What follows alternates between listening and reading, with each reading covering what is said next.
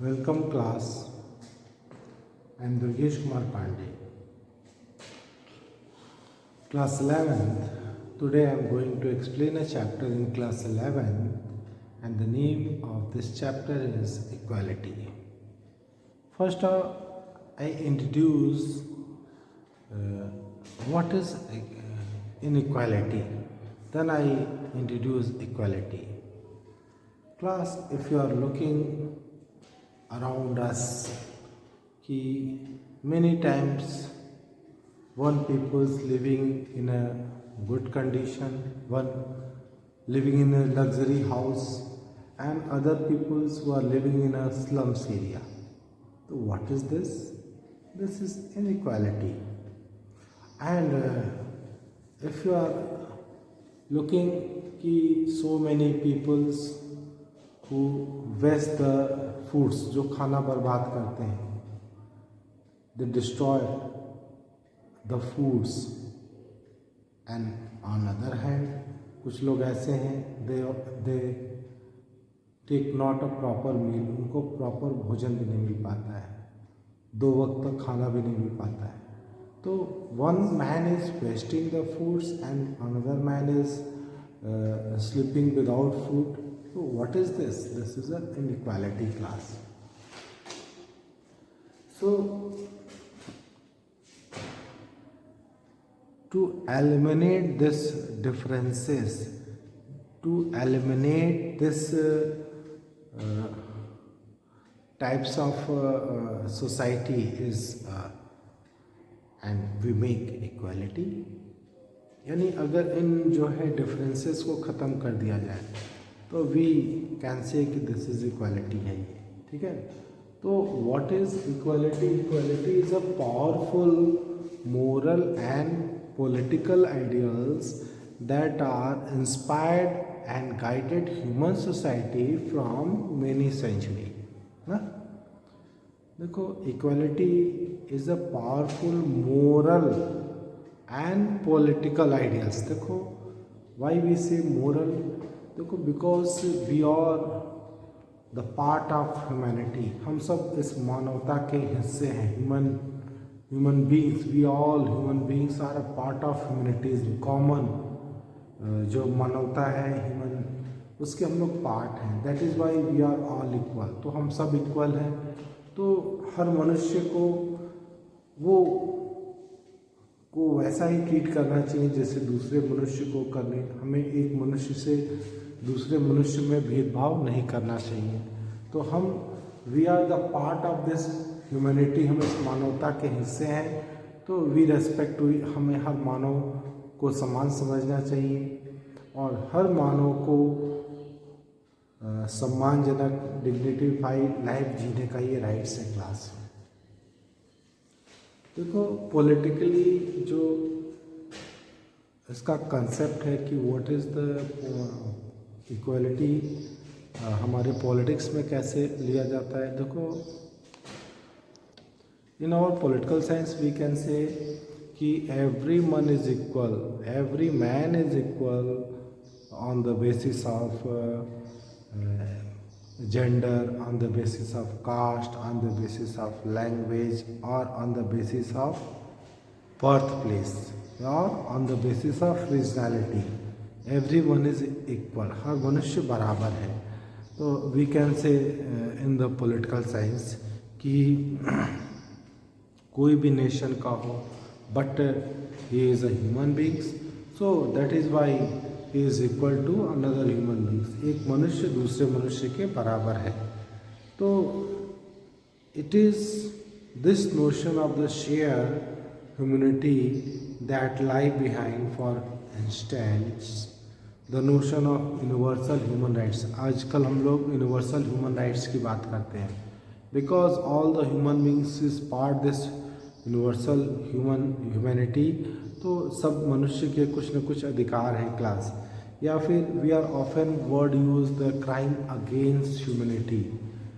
मानवता के खिलाफ अपराध है. Because if someone is torture any human beings, तो this is like Nazi Germany. In the Germany, the Hitler was kill the Jews, gypsies, police, and physically and mentally disabled people. So we can say कि these are the crime against humanity. मानवता के खिलाफ अपराध क्या है कि they are the part of this humanity, उस मानव समाज के वो हिस्से हैं, तो they are equal to other mans and human beings, तो दूसरे मैंस और वुमेंस के वो बराबर हैं. तो if any one is doing any crime against any peoples, it should be called the crime against humanity. मानवता के खिलाफ उसको अपराध समझा जाएगा. And we are talking about the universal human rights, कि हर मनुष्य जो है इस ह्यूमैनिटी का पार्ट है, तो उसको वो सारे राइट्स मिलेंगे जो दूसरे राइट्स को मिले हैं. They have a right to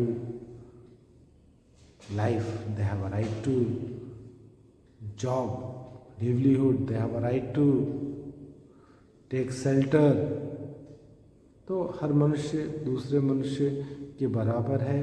that is Y जो एक मनुष्य को जो ह्यूमन राइट्स मिलेंगे वो अदर ह्यूमन बीइंग्स के लिए भी अवेलेबल रहेंगे. Class in the class in modern periods the equality of all human beings has been used as a rallying slogan. ना आजकल जितनी भी मॉडर्न डेमोक्रेसीज हैं, मॉडर्न पीरियड्स हैं, उसमें सब कोई जो है पॉलिटिकल साइंस है या फिर अदर जगह इक्वलिटी हर जगह स्लोगन बना हुआ है ना. In many democracies peoples were struggle for equality against the state. राज्य में के खिलाफ लोग जो है विरोध करते हैं फॉर इक्वालिटी के लिए. ठीक है. एंड आजकल हमारे समाज में बहुत सारे ऐसे इंस्टीट्यूशंस हैं, राज्य हैं, संस्थाएं हैं जिन्होंने अपने यहाँ इनइक्वालिटी को मेंटेन रखा हुआ है. ठीक है. जैसे उनके यहाँ रैंक, वेल्थ, स्टेटस और प्रिविलेजेस के आधार में लोगों को ऐसे दिए गए हैं कि लोगों में इनइक्वालिटी है. और ड्यूरिंग द फ्रेंच रिवॉल्यूशन से जहाँ से नए नए आइडियाज़ निकले, तो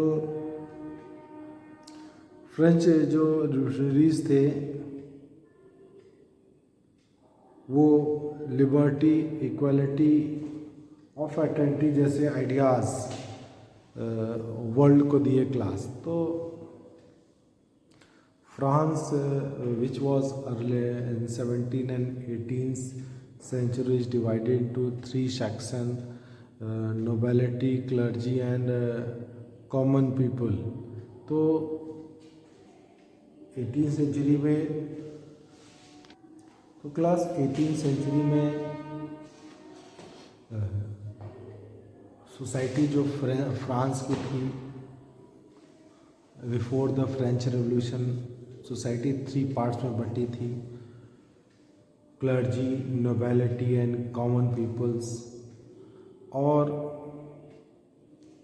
फ्रांस में जो है जो नोबल्स और क्लर्जी थे उनको प्रिविलेजेस दी गई थी, तमाम तरह के छूट दी गई थी. तो 17 एंड 18 सेंचुरी में यूरोप के तमाम कंट्रीज़ में जो सोसाइटी थी वो डिवाइडेड थी. क्लर्जी और नोबल्स को तमाम तरह के प्रिविलेजेस मिले हुए थे क्लास, और टैक्स केवल जो कॉमन पीपल्स था वही पे किया करता था. और ऐसा ही रशिया में भी था क्लास कि जो क्लर्जी था या फिर नोबल्स था वो अपनी सिचुएशन को एंजॉय करता था. तो क्लास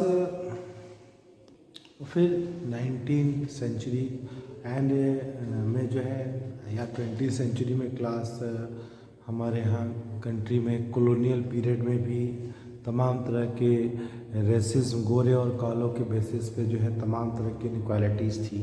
लाइक साउथ अफ्रीका में जो अपार्थी सिस्टम था, सेग्रीगेशन, जिसमें वाइट्स और ब्लैक्स दोनों को अलग अलग टॉयलेट, पार्क और बाथिंग घाट सब कुछ अलग रहा करते थे क्लास. तो 19th सेंचुरी और 20th सेंचुरी में इस कॉलोनाइजेशन के ख़िलाफ़ जो है लोगों ने रिवोल्ट किया और इनस को हटाने के लिए इनिशिएटिव लिया। तो इसके साथ साथ हमारे सोसाइटी में जो है कास्टिज़ बहुत ज़्यादा हावी रही क्लास, ठीक है। और कास्ट स्ट्रगल्स इस समय काफ़ी था और कास्ट सिस्टम की वजह से लोगों में असमानताएं थी। Womens they are also feel discriminated, womens को बहुत सारी असमानताओं का सामना करना पड़ता था, ठीक है। तो क्लास यू आर लुकिंग कि 17 और 18 सेंचुरी में फ्रेंच रिवॉल्यूशन हुआ और due to this French revolution France में इक्वालिटी, लिबर्टी और फ्रैटर्निटी आई क्लास। और फिर 20 सेंचुरी में डीकोलोनाइजेशन की वजह से एशिया और अफ्रीका के तमाम कंट्री आज़ाद हुए and India was also got the independence. फिर इंडिया को भी आज़ादी मिली क्लास। देन आफ्टर तो क्लास जब कॉलोनिज्म के अगेंस्ट जो कॉलोनाइजेशन के अगेंस्ट जब इंडिया में फ्रीडम मूवमेंट्स हुआ, अफ्रीका में फ्रीडम मूवमेंट्स हुआ, तो दे डिमांडेड द इक्वालिटी की डिमांड्स उठी। एंड आफ्टर ऑल जो एशिया और अफ्रीका के जो कंट्री आज़ाद हुए like India was got the independence on 15 August 1947। Then after यहाँ का जो कॉन्स्टिट्यूशन बना उसमें इक्वालिटी को जगह दी गई class, equality of opportunity, equality of status, this and everyone is equal before the law, article 13 is saying. तो इस तरह से इक्वालिटी का जो आइडियोलॉजी था वो कॉन्स्टिट्यूशन का पार्ट भी बना class.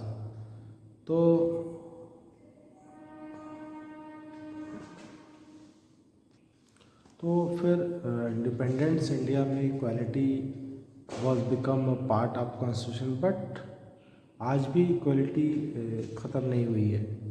If we are looking here and there we finds many peoples who are living in slum area में बहुत सारे लोग रहते हैं। Their basic needs should not be helpful class. तो टुडे आज भी हम देखते हैं कि आज़ाद भारत में लोगों में असमानताएं बनी हुई हैं, ठीक है। We see slums existing side by side with the luxury house. आपको रास्ते में बहुत सारे स्लम्स एरिया भी मिलेंगे और आपको लग्जरी हाउसेस भी मिलेंगे क्लास। और schools where world class facility, बहुत सारे ऐसे स्कूल मिलेंगे जिसमें वर्ल्ड क्लास की फैसिलिटी है। एंड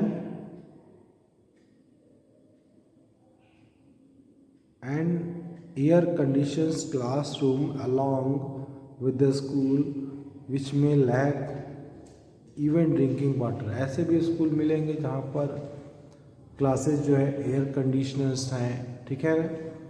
बट कुछ ऐसे भी स्कूल मिलेंगे जहाँ पर जैसे पीने का पानी ही नहीं तक अवेलेबल नहीं है क्लास, ठीक है। तो water fertility water was waste. हम ये देखेंगे कि कुछ लोग फूड को वेस्ट कर रहे हैं और कुछ लोग स्टारवेशन भुखमरी के शिकार हैं क्लास। और हम लोग देखेंगे कहीं ड्रिंकिंग वाटर की फैसिलिटी तक नहीं है। और हम लोग ये भी देखेंगे कि टॉयलेट्स वहाँ पे नहीं हैं और बहुत सारी चीज़ों का स्कूलों में लैकनेस से अभाव है। और बहुत सारे ऐसे स्कूल हैं जहाँ पर एयर कंडीशनर्स क्लास हैं। तो inequalities are looking around us, हमारे आसपास इनइक्वालिटी बनी हुई है। और suppose if you are looking the some facts, जैसे कि जो वर्ल्ड के जो 50 रिचेस्ट इंडिविजुअल्स हैं उनकी कंबाइंड इनकम जो है, जो 40 करोड़ पुअर पीपल हैं उनकी इनकम के बराबर है। यानी 50 50 लोगों की इनकम जो है बेटा 50 इंडिविजुअल 50 इंडिविजुअल्स की जो सैलरी है, इनकम है, वो कितने के बराबर है? 40 करोड़ जो पुअर पीपल्स हैं उनकी इनकम के बराबर है। 40 करोड़ जो लोग पुअर्स हैं उनकी इनकम के बराबर फिर 50 इंडिविजुअल्स की इनकम है क्लास। तो दिस इज़ अ इनइक्वालिटी। और इसके साथ साथ जो the poorest 40% of the world population, जो दुनिया की पॉपुलेशन के जो 40% जो सबसे गरीब लोग हैं, ओनली उनके पास 50% ग्लोबल इनकम है। ठीक है, 40% of the world's population, 40% of world population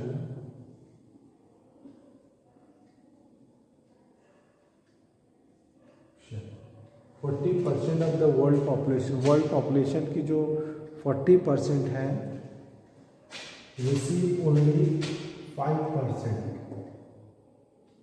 of global income.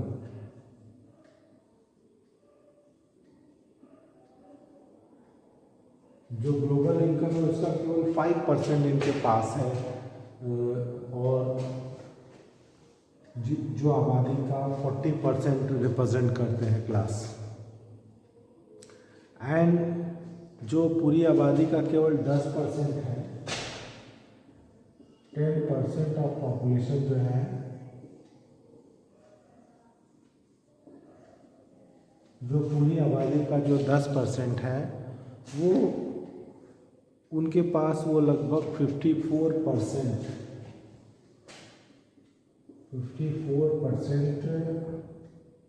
Global income उनके पास है।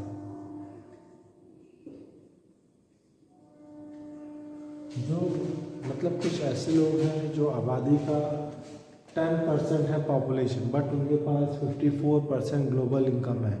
और कुछ लोग ऐसे जो वर्ल्ड पॉपुलेशन का 40% है लेकिन इनकम उनके पास 5% है। This is a great inequality class.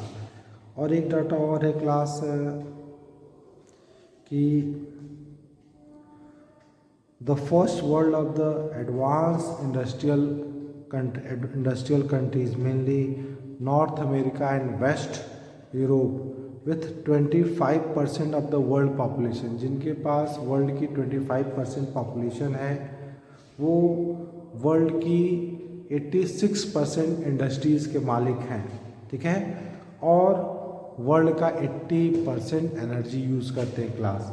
तो जो एडवांस कंट्री जैसे अफ्रीका और वेस्ट यूरोप की, वो 25% जो वर्ल्ड की पॉपुलेशन है,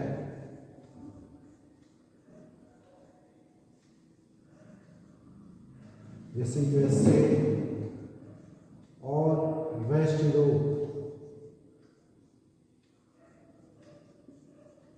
जो वर्ल्ड की पॉपुलेशन का 5% है, केवल 25% है, वो पूरे वर्ल्ड में जितनी भी इंडस्ट्रीज़ हैं उसमें से 86% वर्ल्ड की इंडस्ट्रीज़ के मालिक हैं। 86% ऑफ वर्ल्ड इंडस्ट्री।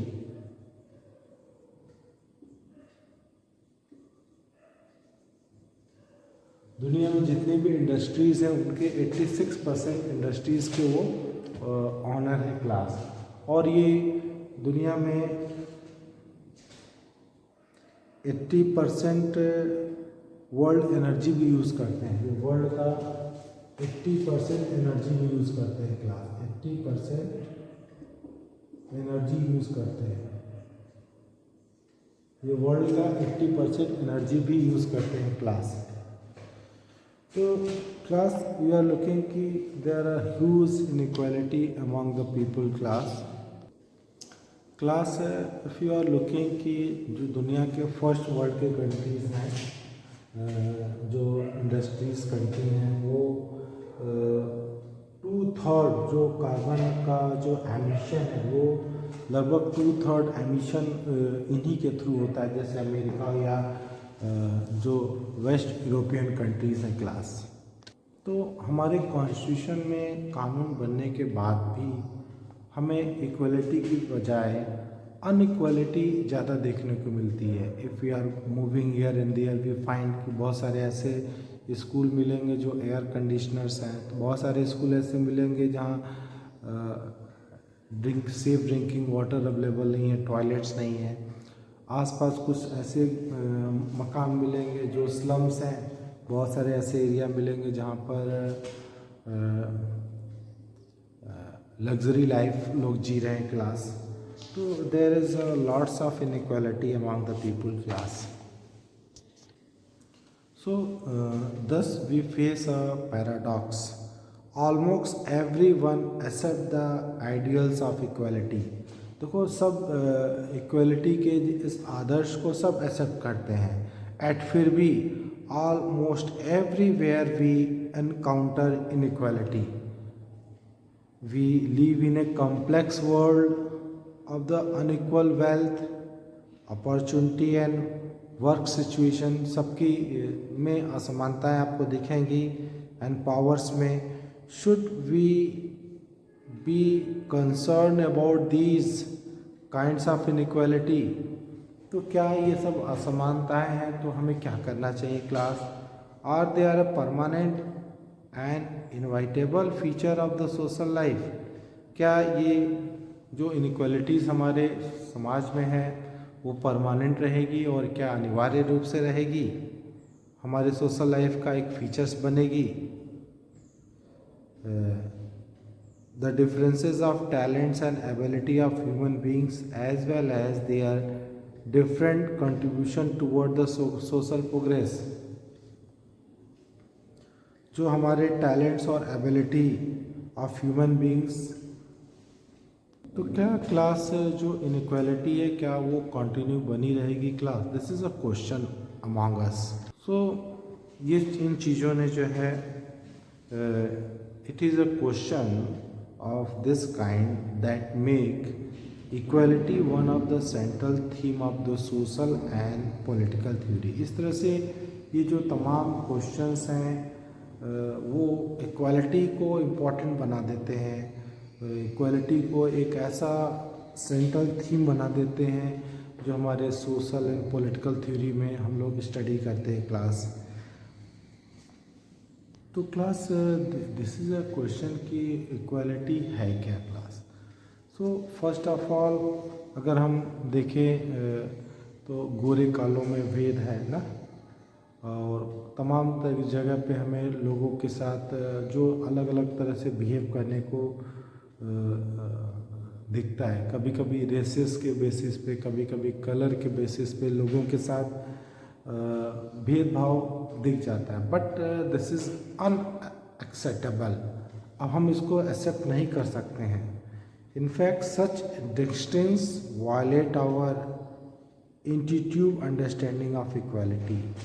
ये हमारी उस सोच को के खिलाफ जाती है. हम लोग इक्वालिटी की बात करते हैं but we are looking inequalities also.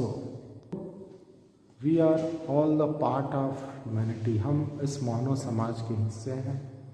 That is why we have a right to हमें भी डिग्निटी मिले, हमें सम्मान मिले, हम भी दूसरों के बराबर ट्रीट हों. तो we are the part of common humanity. That is why everyone should respectfully. But class, when we are treating like a prime minister and president differently, we give them a special residence, we give them a special car. तो हम अगर क्या ये भी हमेशा अगर हम किसी व्यक्ति को उसकी योग्यता के आधार पे स्पेशल अगर हम ट्रीट करते हैं तो ये एबिलिटी के बेसिस पे और उसके पोजीशन के बेस पे, तो क्या ये भी इनइक्वालिटी है क्लास? नहीं. ऑलवेज अगर हम दूसरों को अलग तरह से ट्रीट करते हैं तो this is not always count inequality. if we teach some special person according to its merits, so it may be acceptable in our society, like prime minister and president class.